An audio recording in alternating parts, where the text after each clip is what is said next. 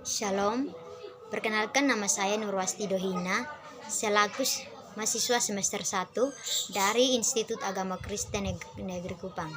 Di sini saya akan menceritakan secara singkat kisah dari salah satu tokoh yang berperan dalam sejarah gereja. Tokoh yang dimaksud adalah bernama Ambrosius. Ambrosius adalah salah seorang bapak gereja Barat Latin yang terkenal.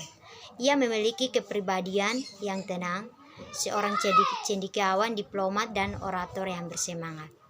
Ambrosius dilahirkan di Treves, daerah Rhein pada tahun 340. Ayahnya bernama Aurelius Ambrosius, prefek selaku gubernur atau kepala daerah di Gaul daerah Prancis Selatan. Sesudah ayahnya meninggal, ibunya kembali ke Roma bersama dua orang saudaranya yang bernama Marcelina dan Satyrus. Ambrosius belajar ilmu hukum di Roma dan Sirmium. Ia dibesarkan dalam keluarga Kristen, namun ia merasa cukup menjadi anggota katekumen dulu. Baptisannya ditunda sesuai dengan kebiasaan pada masa itu. Pada tahun 370, Ambrosius diangkat menjadi gubernur di provinsi Italia Utara yang wilayahnya meliputi daerah-daerah Liguria dan Emilia dengan ibu kota Milano. Di Milano ada seorang uskup yang bernama Auxentius. Pada tahun 373, uskup Auxentius meninggal dunia dan umatnya harus memilih seorang uskup baru. Namun di kalangan umat tidak tercapai suatu kesepakatan bahwa siapakah yang mereka pilih sebagai uskup. Pada suatu hari, di gereja terjadi kegaduhan besar dalam hal pemilihan uskup. Untuk meredakan kegaduhan tersebut, maka Ambrosius terburu-buru memasuki gereja. Tiba-tiba seorang anak kecil berteriak dengan suara sangat keras. Katanya, "Ambrosius, uskup! Ambrosius, uskup!" Sehingga semua umat terkejut. Umat percaya bahwa Roh Kudus yang berbicara lewat anak kecil tersebut, sehingga secara aklamasi mereka memilih Ambrosius sebagai uskup Milano. Namun Ambrosius tak dipersiapkan untuk memangku jabatan gereja yang kudus dan mulia itu. Terlebih pula ia belum dibaptis. Persetujuan kaisar diperlukan supaya ia bisa menjadi seorang uskup. Kaisar Valentianus tidak keberatan sehingga Ambrosius dapat ditabiskan menjadi uskup.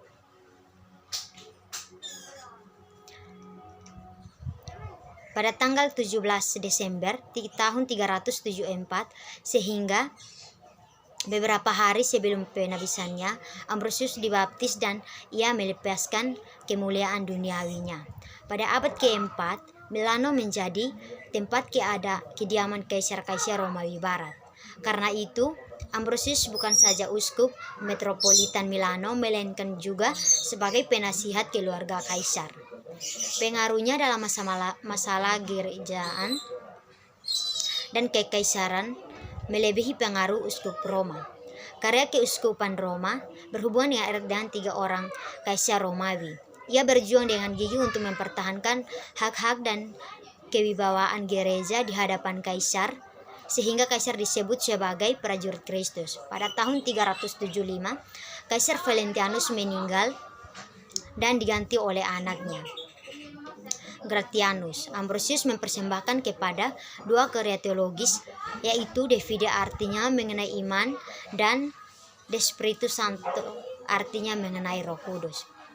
Kaisar Gratianus menolak gelar Pontifex Maximus pada tahun 383 dan memerintahkan agar altar Victoria dikeluarkan dari gedung Senat Roma. Karena pengaruh Ambrosius, pemimpin-pemimpin agama kuno tidak senang dengan tindakan sang kaisar.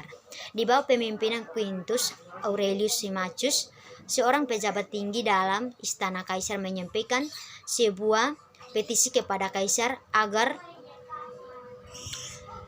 altar mereka akan mengabulkan permohonan tersebut. Ambrosius segera menulis surat kepada kaisar agar menolak permohonan itu. Surat antara lain berbunyi, "Semua orang yang hidup di bawah pemerintahan Roma melayani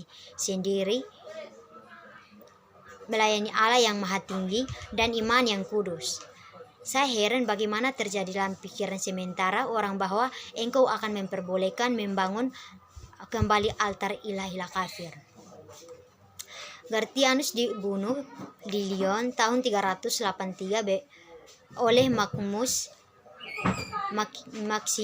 komandan tentara Romawi di Inggris. Selama beberapa tahun, Maximus berkuasa di Gaul, sedangkan Valentinianus II, adik Gratianus, memerintah di Milano. Valentinianus baru berumur 12 tahun, sehingga roda pemerintahan dikuasai ibunya Justina. Justina adalah seorang bersimpati kepada golongan Arianisme. Golongan Arianisme meminta agar mereka diberikan sebuah gedung gereja di pinggir kota. Ambrosius campur tangan, ia menasihati kaisar agar permintaan golongan Arianisme ditolak. Agustinus bertobat dan dibaptiskan oleh Ambrosius di Milano pada tahun 387. Kemudian Ambrosius meminta Thaddeus untuk mengikuti contoh Daud yang mengakui dosa perzinahannya. Pada akhirnya Kaisar Thaddeus tunduk kepada tuntunan uskup Ambrosius. Kaisar mengakui dosanya di hadapan umum. Sejak saat itu hubungan Thaddeus dengan Ambrosius semakin baik.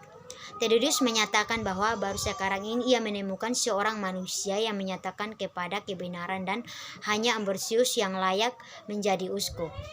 Kaisar Thaddeus meninggal tahun 395 dalam tangan uskupnya Ambrosius. 2 tahun setelah meninggalnya Kaisar Thaddeus, Ambrosius jatuh sakit setelah ia menerima sakramen yang terakhir. Maka pada tanggal 4 April tahun 397, Ambrosius menghembuskan nafasnya yang terakhir. Jenazahnya dikuburkan dalam gereja yang sekarang dikenal dengan nama gereja St. Ambrogia di Milano. Dalam bidang liturgi, Ambrosius dikenal dengan liturgi ciptaannya umat jemaat Milano. Liturgi itu bernama Liturgi Ambrosius. Ambrosius juga dikenal sebagai pencipta lagu. Lagu-lagunya dikenal dengan sebutan lagu Ambrosian. Baik, demikian kisah dari seorang tokoh tersebut. Terima kasih.